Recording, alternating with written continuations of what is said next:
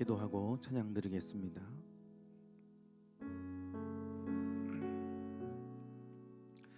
하나님, 오늘 하루도 주님의 은혜 속에 살게 하시고 이 밤에도 저희들이 이 시간 주님 앞에 예배하기 위해 모이게 하심을 감사합니다. 모든 것들이 무너져가는 세상, 우리의 믿음 무너지지 않게 하시고 날마다 주님의 은혜 아래 살아갈 수 있게 하여 주시옵소서. 우리의 능력으로 살아가는 것이 아니라 주님의 도우시는 힘으로 살아감을 늘 기억하게 하여 주시고 날마다 겸손히 하나님의 은혜를 구하며 나갈 때 늘 도우시는 은혜 속에 살아갈 수 있게 해 주시옵소서. 오직 주님 영광 받으시고 우리 예배 가운데 임재하셔서 우리 모두가 다 주님의 영광을 보게 하여 주시옵소서. 이 모든 시간 주님께 올려드리오며 예수님의 이름으로 기도드리옵나이다. 아멘. 우리 함께 찬양 드리겠습니다. 내가 어둠 속에서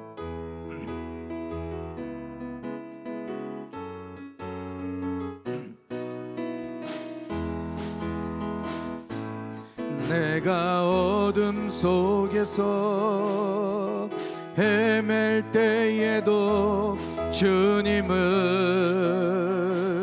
함께 계셔. 내가 시험 당하여 괴로울 때도 주님은 함께 계셔. 기뻐 찬양하네, 기뻐 찬양하네. 할렐루야, 할렐루야, 할렐루야, 할렐루야. 우리 모두 찬양 할렐루야, 할렐루야. 주님 나와 함께 계시네. 내가 은밀한 곳에서 기도할 때도 주님은 함께 계셔. 내가 아무도 모르게 선한 일 할 때도 주님은 함께 계셔. 기뻐 찬양하네. 할렐루야, 할렐루야, 할렐루야, 할렐루야. 우리 모두 찬양 할렐루야, 할렐루야. 주님 나와 함께 계시네. 힘이 없고 연약한 사람들에게 주님은 함께 계셔. 세상 모든 형제와 자매들에게 주님은 함께 계셔. 기뻐 찬양하네. 할렐루야, 할렐루야, 할렐루야, 할렐루야. 우리 모두 찬양 할렐루야, 할렐루야. 주님 나와 함께 계시. 기뻐 찬양하네, 기뻐 찬양하네. 할렐루야, 할렐루야, 할렐루야, 할렐루야. 우리 모두 찬양 할렐루야, 할렐루야. 주님 나와 함께 계시네. 기뻐 찬양하네, 찬양하네. 할렐루야, 할렐루야, 할렐루야, 할렐루야. 우리 모두 찬양 할렐루야, 할렐루야. 주님 나와 함께 계시네. 나의 등 뒤에서 나를 도우시는 주, 나의 인생 길에서 지치고 고나여 매일처럼 주저앉고 싶을 때 나를 밀어주시네. 일어나 걸어라, 내가 새 힘을 주리니. 일어나 너 걸어라, 내 너를 도우리. 나의 등 뒤에서 나를 도우시는 주, 평안히 길을 갈 때 보이지 않아도 지치고 고나여 넘어질 때면 나와 손 내미시네. 일어나 걸어라, 내가 새 힘을 주리니. 일어나 너 걸어라, 내 너를 도우리. 나의 등 뒤에서 나를 도우시는 주, 때때로 뒤돌아보면 여전히 계신 주, 잔잔한 미소로 바라보시며 나를 재촉하시네. 일어나 걸어라, 내가 새 힘을 주리니. 일어나 너 걸어라, 내 너를 도우리. 일어나 걸어라, 내가 새 힘을 주리니. 일어나 너 걸어라, 내 너를 도우리. 일어나 걸어라, 내가 새 힘을 주리니. 일어나 너 걸어라, 내 너를 일어나 걸어라, 내가 새 힘을 주리니. 일어나 너 걸어라, 내 너를 도우리. 일어나 걸어라, 내가 새 힘을 주리니. 일어나 너 걸어라, 내 너를 이 시간 우리 같이 기도하겠습니다. 우리 가운데 함께 하시는 하나님, 우리에게 날마다 힘을 더하여 주셔서 우리가 일어나 걷게 하여 주시옵소서. 주저앉지 않게 하시고 낭망하거나 저들 가운데 있지 않게 하시고, 능하신 하나님, 권능하신 전능의 하나님을 바라보며 그 하나님 의지하며 나아갈 때 하나님이 주시는 힘으로 살아가게 하옵소서. 혹여나 하나님 지쳐있는 이들이 있습니까? 지쳐있는 이들을 주의 권능의 손길로, 주의 권능의 팔로 붙잡아 주시옵소서. 주님의 전능의 손길로 하나님, 이 밤에도 주의 권능의 손길로 붙들어 주소서. 주여 하나님, 우리에게 힘을 더하여 주소서. 힘을 더하여 주소서. 소망을 더하여 주시옵소서. 일어나 걸어라, 내가 새 힘을 주리니. 일어나 너 걸어라, 내 너를 도우리. 일어나 걸어라, 내가 새 힘을 주리니. 일어나 너 걸어라, 내 너를 도우리.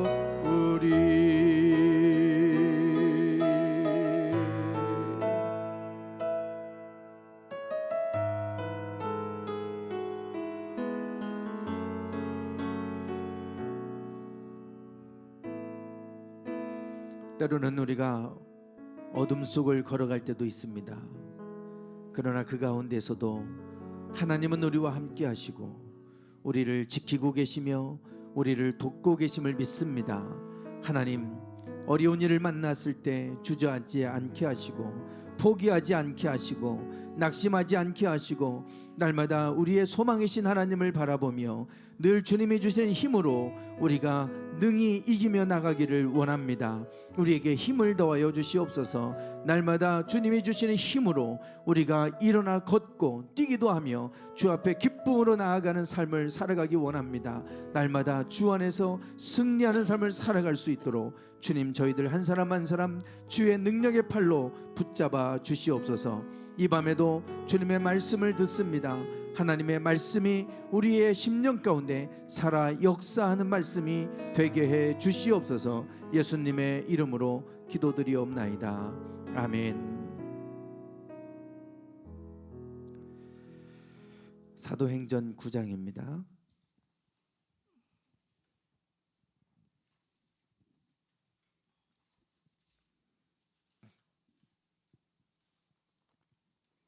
사도행전 9장 28절부터 31절까지 교독하시겠습니다. 사울이 제자들과 함께 있어 예루살렘에 출입하며 또 주 예수의 이름으로 담대히 말하고 헬라파 유대인들과 함께 말하며 변론하니 그 사람들이 죽이려고 힘쓰거늘 형제들이 알고 가이사라로 데리고 내려가서 다소로 보내니라.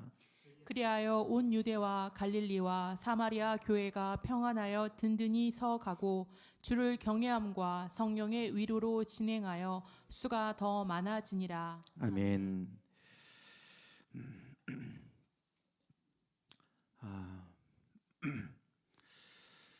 지금 한참 베이징 올림픽, 동계 올림픽을 하고 있는데 참 우리 국민들이 많이 분노하고 있죠. 불공정하다, 정의롭지 못하다.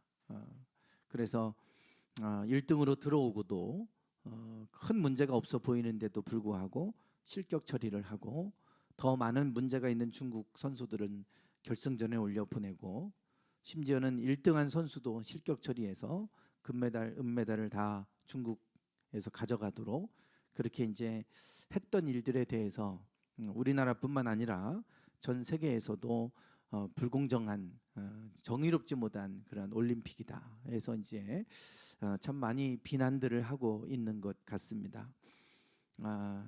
우리는 정의롭지 못한 것에 대해서, 공의롭지 못한 것에 대해서, 공정하지 못한 것에 대해서 분노합니다. 누구나 다 마찬가지예요. 절대로 공정할 수 없다는 거 알아요. 그런데도 불구하고 공정하지 않으면 우리는 분노합니다. 그게 우리 모든 사람들이 갖고 있는 마음이죠. 공정하지 않는 모습을 보고 아무렇지도 않게 생각하는 분들은 아마 없을 거예요. 그게 내가 당하는 일이 아니라 할지라도 공정하지 않은 것에 대해서는 우리는 이제 분노하게 됩니다. 그게 정상이죠. 그게 당연한 겁니다. 그런데 우리가 이 공정한 것, 누가 가르쳐 주지 않아도 우리는 다 공정해야 된다고 생각합니다. 우리가 선하게 살아야 된다고 생각하는 것처럼 공정하게 이루어져야 된다라고 우리는 누구나 다 생각합니다. 불공정해야 된다고 생각하는 사람은 없을 거예요. 다만 우리가 공정해야 되지만 공정할 수 없다는 것은 우리가 알아요. 그러니까 우리는 이 공정이라고 하는 개념이 도대체 어디서 왔는가?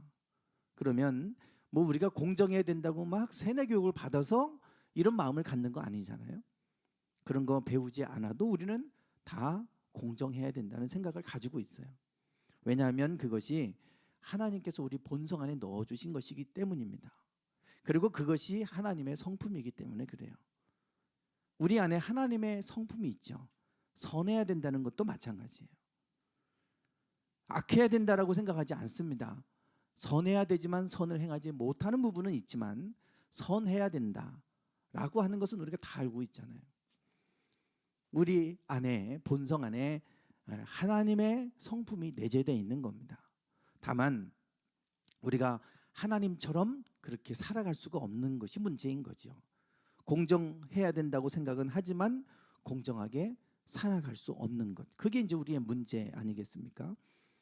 선하게 살아야 되지만 선하게 살 수 없는 것. 이제 그것이 우리의 마음이에요. 우리의 생각이고. 그런데 이제 우리가 이 공정해야 된다라고 하는 것을 생각하면 할수록 우리는 공정하지 못한 것 때문에 더 분노하게 됩니다. 더 분노하게 되죠.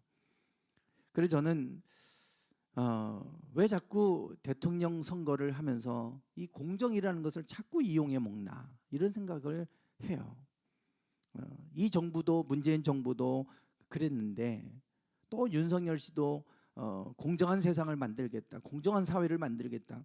분명히 부메랑에 대해서 돌아갈 텐데 어떻게 저걸 감당하려고 저런 말을 할까? 우리는 공정해야 된다는 건 알지만 공정한 세상을 만들 수 없다는 걸 알잖아요. 근데 자꾸 그런 얘기하면 나중에 국민들 분노할 거 아닙니까? 그래서 우리가 선해야 된다. 그런데 선을 행할 수 없는 것이 문제인 것처럼 정의도 마찬가지예요. 우리가 지난주까지 로마서 말씀을 나눴어요. 로마서. 복음에는 하나님의 의가 나타난다. 그 로마서의 주제는 하나님의 의를 말하죠. 하나님의 의. 인간의 의가 아닙니다. 하나님의 의예요. 우리의 의로 뭔가를 내가 구원을 받으려고 하고 내가 의인이 되려고 하는 것이 우리의 착각입니다. 그렇게 해서는 우리는 절대 의에 이를 수가 없죠. 복음에 하나님의 의가 나타났다. 즉 하나님의 의는 우리 사람의 의하고 완전히 다른 개념입니다. 하나님의 의는 우리가 죄를 범하지 않고 의롭게 살아서 하나님의 의에 이룰 수 있다고 생각하는 게 인간의 의예요. 그러나 하나님의 의는 그것이 아닙니다. 죄가 있지만 그 죄를 덮어주시고 그 죄를 용서해 주셔서 그래서 그 죄를 우리 이제 없이 해주심으로 우리를 의롭게 하시는 거예요. 그게 하나님의 의입니다. 그래서 우리가 의인이 되는 거고 그래서 구원에 이르는 거예요. 인간의 의는 내가 죄를 없이 해서 죄인이 되지 않고 의인이 돼서 구원받는다고 생각하는 거예요. 절대 그래서는 구원받을 사람이 하나도 없죠. 이것을 깨닫고 사도 바울은 이 복음을 증거하기 시작합니다. 하나님의 의. 마틴 루터도 그랬고 요한 웨슬레도 그랬고 하나님의 의에 대해서 말씀하고 있어요. 그래서 하나님의 의는 은혜입니다. 은혜. 용서하는 거예요. 용서. 우리의 연약함을 아시고 우리의 죄인됨을 아시고 그것을 용서해 주시는 그 은혜로 말미암아 우리가 구원에 이르게 되는 것이죠. 결국은 이 의는 하나님께 있는 거지 인간에 있는 게 아니잖아요. 하나님께 있는 거예요. 공의도 공정도 마찬가지입니다. 하나님께 있는 거고 우리 힘으로는 절대 공정을 이룰 수가 없어요. 말은 할 수 있지만 이룰 수는 없습니다. 선도 마찬가지고 그것이 하나님으로부터 오는 것이고 하나님의 성품이 우리에게 내재되어 있어서 우리는 그것에 대해서 그래야 된다고 생각은 할 수 있는데 할 수는 없어요. 그게 우리의 한계 아닙니까? 이번 달 주제는 화평입니다. 화평. 화평. 평안이라고도 하고 평화라고도 하고 화목이라고도 하는 이 단어 에이레네 샬롬이라고 하는 이 단어입니다. 이것도 마찬가지예요.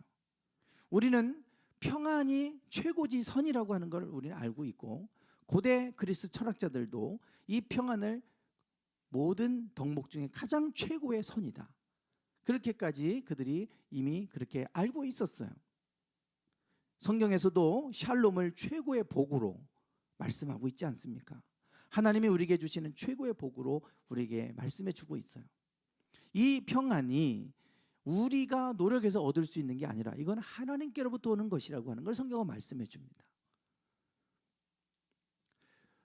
로마서 14장 17절에 보면 하나님의 나라는 먹는 것과 마시는 것이 아니요 오직 성령 안에서 의와 평강과 희락이라.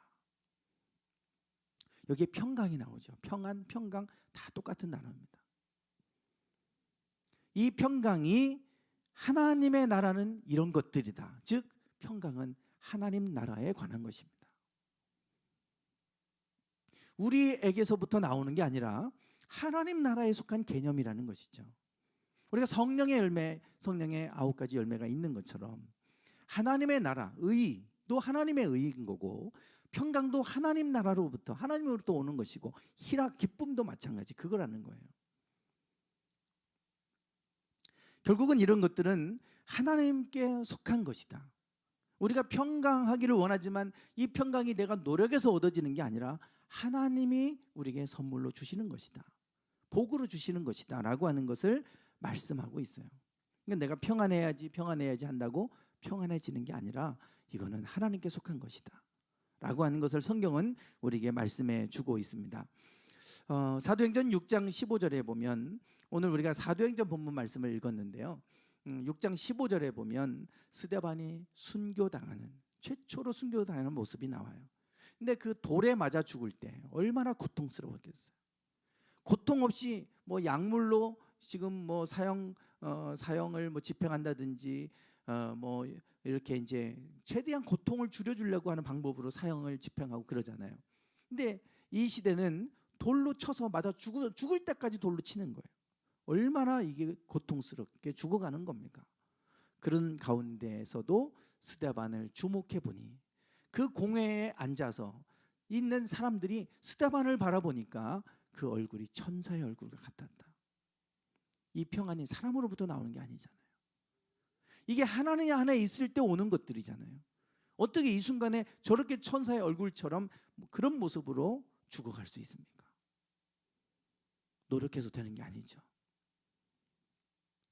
초대교회 때 많은 순교자들이 로마의 그 핍박을 통해서, 로마의 핍박으로 순교를 당했어요. 수많은 사람들이 보는 앞에서, 로마의 그 원형 경기장에서 수많은 관중들이 그 보는 앞에서 그 검투사들에 의해 죽임을 당했고, 굶주린 사자들에 의해 갈기갈기 찢겨가며 죽임을 당했습니다. 그리고 그들을 나무에 매달아 놓고 횃불처럼 화형에 처해서 그곳을 불태웠어요. 그곳을 비췄습니다, 환하게. 그 로마인들은 이 황제가 그렇게 해서 많은 사람들에게, 그들에게 기쁨을 주기 위해서 그런 일을 했어요.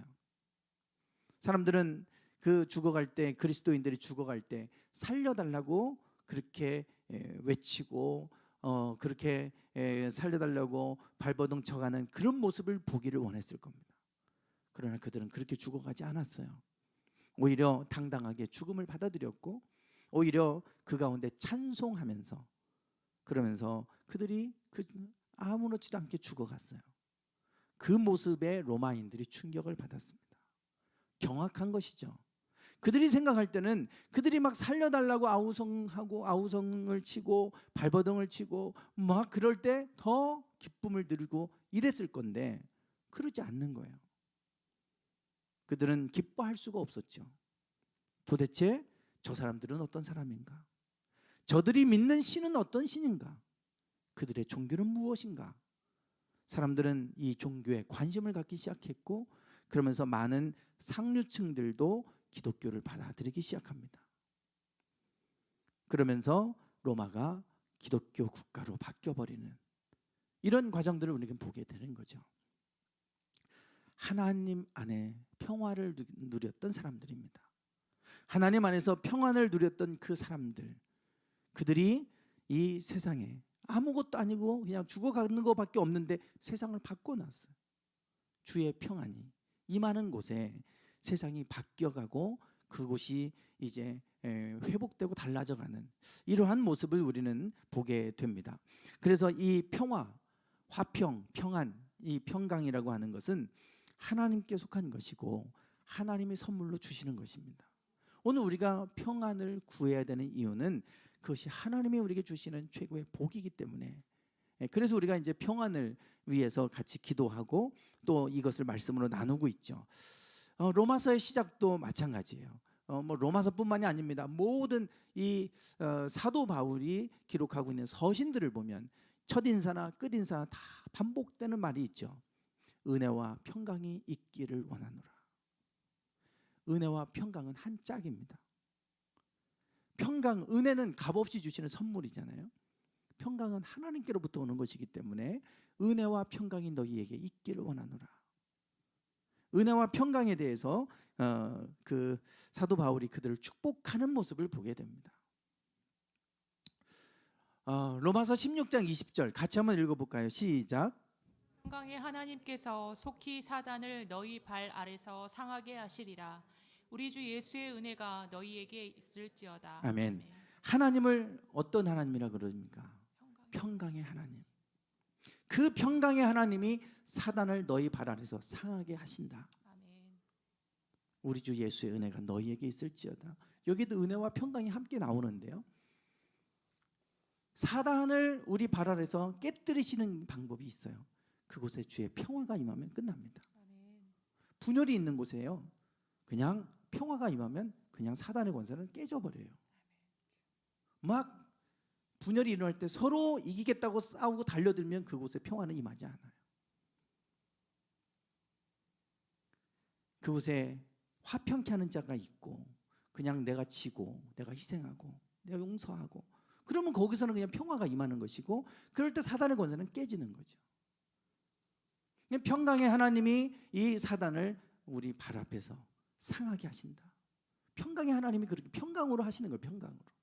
하나님의 본질은 평강에 있고 그 하나님을 평강의 하나님이다. 복음을 평안의 복음이라고 말하잖아요. 그래서 이 평강이 하나님의 본질이고 그 하나님은 또 우리에게 평강을 복으로 주신 하나님이세요. 하나님이 임하는 곳에는 평화가 임할 수밖에 없고 그 평안이 임하는 곳에 우리가 하나님의 그 임재를 또 경험하는 것입니다. 그래서 이 평화가 하나님께 있음을 우리 로마서에서도 말씀을 하고 있죠. 로마서 2장 10절에도 지금 이 평강, 하나님이 선을 행하는 각 사람에게는 이런 것들을 주실 것이다. 그러는데 영광과 존귀와 평강이 있을 것이다. 영광, 대단한 거죠. 우리를 아주 존귀한 자로 높이시는 거예요. 높일 존재 아닙니까? 그거와 함께 평강이 임할 것이다. 같은 동급으로 말씀하잖아요. 그래서 하나님이 우리에게 이 평강의 하나님이 우리에게 복으로 평강을 주신다. 이것을 이제 성경은 말씀하고 있죠. 로마서 15장 13절도 소망의 하나님이 모든 기쁨과 평강을 믿음 안에서 너희에게 충만케 하사 우리에게 평강을 충만히 주실 것임을 말씀을 하고 있어요. 우리가 새벽에 지금 평강에 대해서 말씀을 나누면서 예레미야 말씀을 나눴어요. 오늘도 우리 검찰청 신우회 예배가 있어서 줌으로 이 본문으로 말씀을 좀 나눴어요. 예레미야 29장 11절에서 13절 말씀인데 같이 한번 읽어보겠습니다. 시작. 여호와의 말씀이니라. 너희를 향한 나의 생각을 내가 아나니 평안이요 재앙이 아니니라. 너희에게 미래와 희망을 주는 것이니라. 너희가 내게 부르짖으며 내게 와서 기도하면 내가 너희들의 기도를 들을 것이요 너희가 온 마음으로 나를 구하면 나를 찾을 것이요 나를 만나리라. 아멘. 아멘. 우리를 향한 하나님의 계획은 평안이라 그랬어요. 아멘. 평강의 하나님이기 때문에 하나님은 우리에게 평강을 주기를 원하세요. 그래서 우리를 향한 계획은 평안이지 절대 재앙이 아니다. 이 재앙이라고 하는 것이 천재지변 같은 그런 재앙이 아니라고 그랬잖아요. 라라고 하는 히브리어는 좋지 않은 배드입니다. 그냥 배드. 굿의 반대예요. 하나님 안에서 이 평안함을 우리가 누려야 되는데 평안이 깨져 있는 상태, 이게 라의 상태인 거예요. 그런 상태에 있는 것은 절대 하나님의 뜻이 아니다. 이것을 말씀하시는 이유는 그 뒤에 나오잖아요. 너희가 내게 부르짖으며 내게 와서 기도하면 내가 너희들의 기도를 들을 것이고 온 마음으로 나를 구하면 나를 찾을 것이요 나를 만나리라. 하나님의 계획은 평안이니 평안이 깨져 있는 영역이 있다면 너희가 그것을 위해 기도해라. 너희가 내게 와서 기도해라. 부르짖고 기도해라. 그러면 내가 그 기도를 듣겠다. 하나님께서 우리에게 평안을 주시기 위해서 그들에게 예레미야 선지자를 통해 하신 말씀이에요. 평안이 깨졌으니까 그거 뭐 그런가 보다 하고 지나갈 게 아니라 그 영역을 위해 기도하라는 거죠. 왜냐하면 하나님의 계획은 우리에게 평안을 주시는 것이기 때문에. 우리는 지난주에 이 연결의 힘에 대해서 말씀을 나눴어요. 사물 인터넷 시대. 그래서 모든 기업들이 다 어떻게 모든 것들을 다 AI 인공지능과 연결시키려고 하잖아요. 그거 하지 않으면 이제 앞으로 도태될 겁니다. 어떻게 인공지능과 연결시킬 것이냐. 이게 지금 모든 과제 아니겠어요? 그렇게 할 때 이게 폭발적인, 지금과는 전혀 다른 세상으로 갈 수 있기 때문에 그렇게 하겠죠. 우리는 인공지능이 아니라 그보다 더 뛰어나신, 이 온 우주 만물의 질서를 부여하신 하나님을 믿는 사람들이잖아요. 그렇다고 한다면 그 하나님, 재앙 가운데 있는 것이 하나님의 뜻이 아니고 우리를 평안케 하시고자 하는 하나님이 계시니 우리가 할 일은 하나님을 찾는 것이고 하나님 앞에 나가는 것입니다. 아멘. 하나님과 어떻게 나의 삶을 연결하느냐, 그게 이제 우리가 할 일이죠. 하나님만 그냥 믿고 끝나지 마시고 여러분의 가정 속에 가정을 하나님과 연결시키고, 여러분의 자녀의 삶을 하나님과 연결시키고, 여러분의 일터를 하나님과 연결시키는 거예요. 내가 하는 일들을 어떻게 하나님과 연결되게 할 것인가, 우리가 해야 될 과제예요. 그렇게 해보세요. 하나님께서 그것을 주인이 되셔서 하나님이 이끌어가게 하신다면 그럼 어떻게 되겠습니까? 내가 이끌어가는 것과 하나님이 이끄시는 건 천지 차이겠죠. 오늘 신우회를 예배를 드리면서 지난달 한 달에 한 번 지금 예배를 드리고 있는데, 지난달에 인사이동이 있었어요. 지난달까지 예배하고 이번 달 예배하는 그 사이에 인사이동이 있었더라고요. 그래서 누가 이렇게 쭉 갔다고 소개를 해요, 광고 시간에. 그리고 또 새로 오신 분들을 소개하고, 보니까 검사 3분이 서울로 갔어요. 그리고 뭐 고검에서도 또 한 분이 들어오시고 신우회에 들어오고 뭐 이렇게 해요. 대전의 검사들이, 대전지검의 검사들이 저는 많을 줄 알았어요. 한 30명밖에 안 됩니다. 그러니 검사들이 그 밑에 또 수사관들이 있고, 그러니 뭐 일이 밀려 있죠. 늘 밤새는 게 일이래요. 30명을 갖고 그 모든 사건 사고를 다 해야 되니까. 그런데 그 30명 중에 신호에 나오는 분들이 7, 8분 돼요. 검사들만. 많은 거예요. 그리고 1년이나 2년에 한 번씩 계속해서 인사동이 있습니다.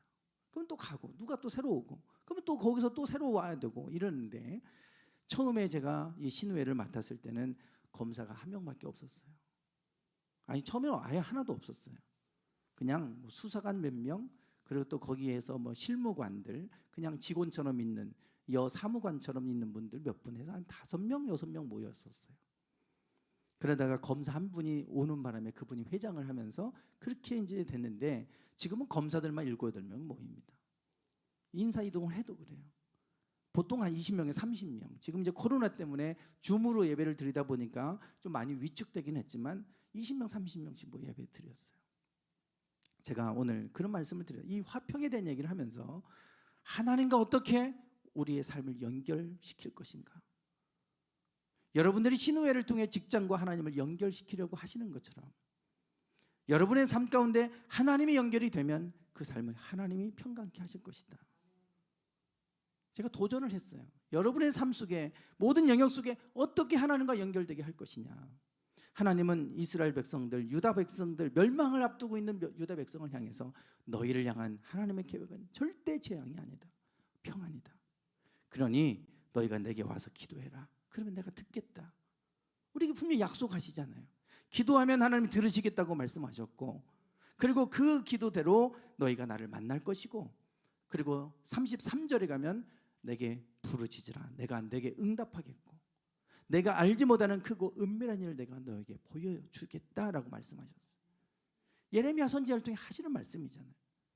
그러니 우리가 이 평안이 내가 노력해서 되는 게 아니라고 하고, 그것이 하나님께로부터 오는 것이라면 우리가 할 일은 하나님이 평강을 주시도록 기도하는 것밖에 없잖아요.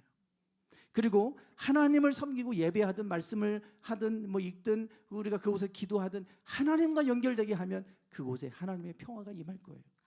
그것이 하나님께서 우리에게 약속하시는 것이죠. 오늘 본문 말씀에 보면 왜 우리가 평안을 위해서 기도해야 되는지, 왜 평안을 위해서 우리가 노력해야 되는지, 하나님 앞에 우리가 부르짖으면서 나아가야 되는지 이유를 말합니다. 31절 같이 한번 읽어보겠습니다. 시작. 그리하여 온 유대와 갈릴리아와 사마리아 교회가 평안하여 든든히 서가고 주를 경외함과 성령의 위로로 진행하여 수가 더 많아지니라. 아멘. 그리하여 온 유대와 갈릴리와 사마리아 교회가 평안하여 든든히 서가고. 왜 우리가 평안해야 될까요? 그래야 그곳에서 든든히 서가기 때문입니다. 아멘. 평안이 없어지면 다 무너지게 돼 있어요. 평안은 질서와 같은 거잖아요. 하나님은 화평케 하시는 하나님이지 무질서의 하나님이 아니라 그랬어요. 모든 것들이 평안할 때 든든히 서가게 돼 있습니다. 그래서 샬롬은 이게 평화라는 뜻도 있지만 번영이라는 뜻을 갖고 있어요. 평화로운 곳에 번영이 오는 거예요. 그 평화와 번영은 함께 하는 것입니다. 하나님의 샬롬이 임하면 그곳에 번영이 있어요. 번영이. 초대교회가 평안에서 든든히 서가고 주를 경외함과 성령의 위로로 진행하여 수가 더 많아졌다. 이 말씀이 지금 어떤 상황에서 나온 말씀이냐면 그 앞에 보면 사울에 관한 이야기가 나와요. 사도행전 9장은 그 스데반을 돌로 치는데 앞장섰던 사울이 다메섹 언덕을 넘어가다가 예수님을 만나고 꼬꾸라져서 오히려 이제 그 복음을 전하는 사도가 되는 과정을 보여줍니다. 예수님을 믿는 사람들을 잡아다가 감옥에 가두는데 앞장섰던 사람이 예수님을 증거하는 사람으로 바뀌었으니 제자들이 믿지 못하는 거예요. 세상에 어떻게 그런 일이 일어날 수 있을까? 사람이 잘 안 변하잖아요. 일반 사람도 잘 안 변하는데 그렇게 앞장서서 스데반을 돌로 쳐서 죽이는 데 앞장섰던 이 사울, 그가 이렇게 변할 거라고 누가 생각하겠습니까? 사람들이 사울이 예수님의 제자가 됐다고 하는 얘기를 들었는데 믿지 못하는 거예요. 혹시 저가 간첩처럼 들어와서 위장하고 들어와서 우리를 다 끌어가려고 하는 건가? 경계하고 두려워합니다. 그때 이 사울이 예수님의 제자가 됐다는 것을 주변 사람들이 이제 제자들에게 알리게 되죠. 그리고 사울은 유대인들에게 예수가 그리스도임을 증거하기 시작했어요. 그랬더니 유대인들이 사울을 미워하기 시작했고 죽이려고까지 합니다. 그게 이제 9장 후반부에 나오는 얘기들이에요. 그래서 사울이 제자들과 함께 있어 예루살렘에 출입하며 주 예수의 이름으로 담대히 말하고 헬라파 유대인들과 함께 말하며 변론하니 그 사람들이 죽이려고 힘쓰거늘 형제들이 알고 가이사라로 데리고 내려가서 다소로 보냈다. 예수님의 제자들을 잡아 죽이는데 앞장섰던 사울, 그가 꼬꾸라졌어요. 그리고 그가 예수님을 전하는 자가 됐어요. 그리하여 사마리아 교회, 온 유대와 갈릴리아와 사마리아 교회가 평안하여 든든히 서가고 이렇게 되는 거예요. 평안을 깨뜨려 놓았던 그 사울을 하나님 거꾸로 들이셨어요. 그랬더니 그 교회가 평안해졌고, 그러고 나서 교회가 든든히 서가기 시작했고, 그리고 수가 더 많아졌다. 이게 오늘 본문의 말씀입니다. 초대교회에 두 번의 큰 위기가 오게 되는데, 하나는 지금 이 본문의 말씀, 이거는 외적인 핍박이죠. 외적인 핍박. 또 하나는 6장에 나오는 이야기인데, 헬라파 유대인과 히브리파 유대인, 이 그리스도인들이 두 파로 나눠져 갖고 자기네들끼리 분열돼서 싸우는 거예요. 이건 내적인 거죠. 내적인 거. 교회가 이렇게 해서 서로 싸우면 평안하겠습니까? 교회가 무너질 수밖에 없잖아요. 그때 7 집사를 세웠고, 그리고 말씀 전하는 것과 기도하는 일에 전무하리라. 그리고 그렇게 했을 때 하나님의 말씀이 점점 왕성하여 예루살렘에 있는 제자의 수가 심히 많아졌다. 평안하여 든든히 서가는 이 과정을 말해주는 겁니다. 왜 우리가 평안을 위해 기도해야 됩니까? 평안한 곳에 우리가 가정도 그렇고 일터도 그렇고 우리 삶도 그렇고 든든히 서가기 때문입니다. 오늘 우리의 삶의 영역이 하나님의 평안으로 든든히 세워져 가기를 축원합니다. 그것이 무너져서는 안 되잖아요. 평안이 깨진 곳을 위해서 하나님 앞에 기도하시고, 어떻게 하면 나의 가정과 나의 일터와 나의 삶을 하나님께 연결되게 할까? 그래서 연결이 되면 그곳에 하나님의 평화가 임할 것이고, 하나님의 평화가 임하는 곳에 하나님이 든든히 서가게 하시는 축복이 있게 될 줄 믿습니다. 아멘. 오늘 우리가 이 평강을 위해 기도하기 원합니다. 아멘. 특별히 2월달 이 주제를 정하고 기도하는 것은 평화가 깨진 영역을 위해 기도하는 거예요. 그리고 또 하나, 대통령 선거가 앞에 있잖아요. 이제 한 달도 안 남았어요. 정말 중요한 지도자를 뽑는 자리 아닙니까? 누가 될지 모르겠어요. 누가 돼도 그 사람이 그 사람 아닐 거예요. 사람은 똑같잖아요. 그래도 하나님의 뜻에 합당한 사람을 세워주세요. 이 나라의 미래가 달려 있으니 하나님, 우리가 사람으로 보면 그 사람이나 그 사람이나 똑같은 것 같은데 하나님 뜻에 합당한 사람이 되게 해주세요. 우리가 기도할 건 그거밖에 없잖아요. 그래서 이 나라가 더 이상 분열되지 않게 하시고 하나 되게 하시고 평안케 되게 해주세요. 정말 기도가 필요한 시점이에요. 그래서 우리가 2월 달에 주의 평강을 위해서 기도하시고 또 그렇게 기도할 때 하나님께서 우리에게 하나님의 평강이 임하게 하는 은총을 허락해 주실 줄 믿습니다. 우리 찬양하겠습니다.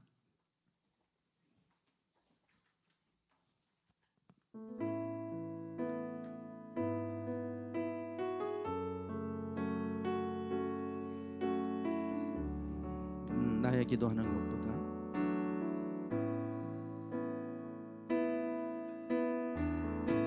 나의 기도하는 것보다 더욱 응답하시라 하나님 나의 생각하는 것보다 더욱 이루시는 하나님 우리 가운데 역사하시 능력대로 우리들의 간구함을 넘치도록 능히 하실 주님께 모든 영광과 존귀 찬양과 경배를 돌리지어다 모든 영광과 존귀 찬양과 경배를 돌리지어다 다시 한번 찬양합니다. 나의 기도하는 것보다 나의 기도하는 것보다 더욱 응답하시라 하나님 나의 생각하는 것보다 더욱 이루시는 하나님 우리 가운데 역사하신 능력대로 우리들의 간구함을 넘치도록 능히 하신 주님께 모든 영광과 존귀 찬양과 경배를 돌리지어다 모든 영광과 존귀 찬양과 경배를 돌리지어다 우리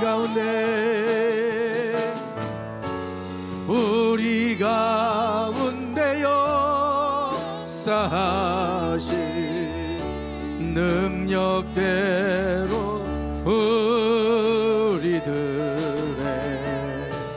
간구함을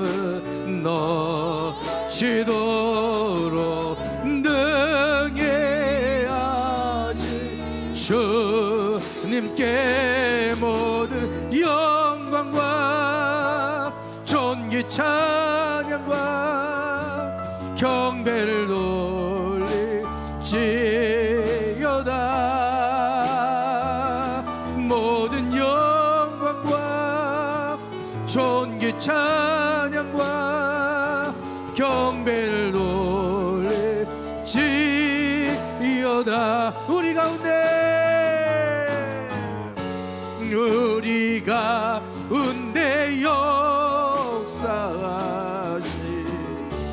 능력대로 우리들의 간구함은 넘치도록 능히 하시 주님께 모든 영광과 존귀 찬양과 경배를 돌리지어다. 모든 영광과 존귀 찬양과 경배를 돌리지. 모든 영광과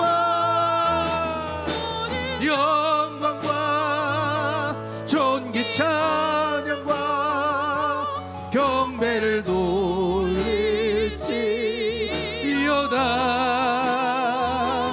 모든 영광과 존귀 찬양과 돌리. 이 시간 우리 같이 말씀을 붙들고 기도합니다. 주의 평강이 하나님 우리의 삶 가운데, 나의 삶 가운데, 이 교회 가운데, 우리의 가정 가운데, 우리의 일터 가운데, 우리의 자녀의 삶 가운데 임하게 하여 주시옵소서. 주여, 우리를 향한 하나님의 계획이 재앙이 아니라 평안임을 우리는 믿습니다. 하나님, 우리의 삶 가운데 주의 평화가 임하기 원합니다. 주의 평화가 임하기 원합니다. 오 주님, 아버지 하나님, 평화가 깨진 곳에, 평화가 깨진 곳에 주의 평화가 임하게 하소서. 주님의 평강이 임하게 하소서. 주여 아버지, 영광과 존귀 찬양과 경배를 돌리지어다. 모든 영광과 존귀 찬양과 경배를 돌리지어다.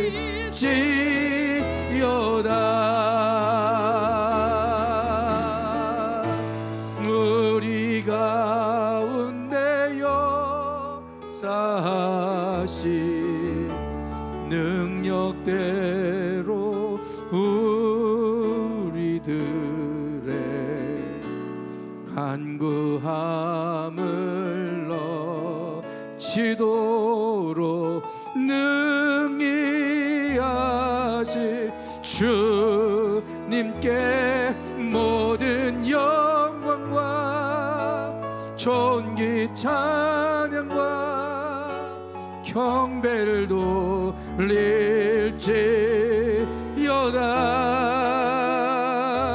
모든 영광과 존귀 찬양과 경배를 돌릴지어다.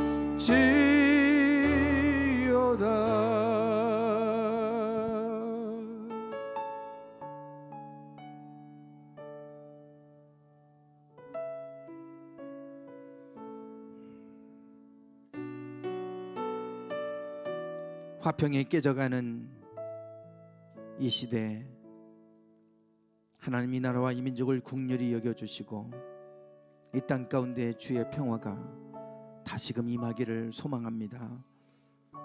모든 질서들이 깨졌습니다. 교회들도 깨져가고 있습니다. 성도들의 믿음이 깨져가고 있고, 가정들이 깨져가고 있고, 자녀들이 깨져가고 있고, 우리의 믿음들도 깨져가고 있습니다. 모든 것들이 무너져가는 세상 속에서 저희들을 지켜주시옵소서. 평강의 하나님께서 우리의 발 앞에서 사단을 상하게 하시고 우리에게 주의 은혜와 평강이 늘 임하기를 원합니다. 주님, 우리 힘으로 할 수 없습니다. 주께서 평강케 하셔야 되겠사오니, 주님이 화평케 해주셔야 되겠사오니, 하나님, 오직 우리는 주님 앞에 기도하며 나갈 뿐입니다. 우리의 기도를 들으시고 응답해 주시옵소서. 우리가 부르짖어 하나님 앞에 기도할 때 하나님 우리보다 앞서가 주시고 우리의 길을 열어주시고 우리와 동행해 주심으로 날마다 우리의 삶이 주 안에서 평안한 삶이 되게 해 주시옵소서. 하나님, 저들의 삶의 영역 속에 무너진 영역이 있습니까? 주님 앞에 기도할 때 하나님 들어 주시옵소서. 응답해 주시옵소서. 역사해 주시옵소서. 치료해 주시고 회복시켜 주시옵소서.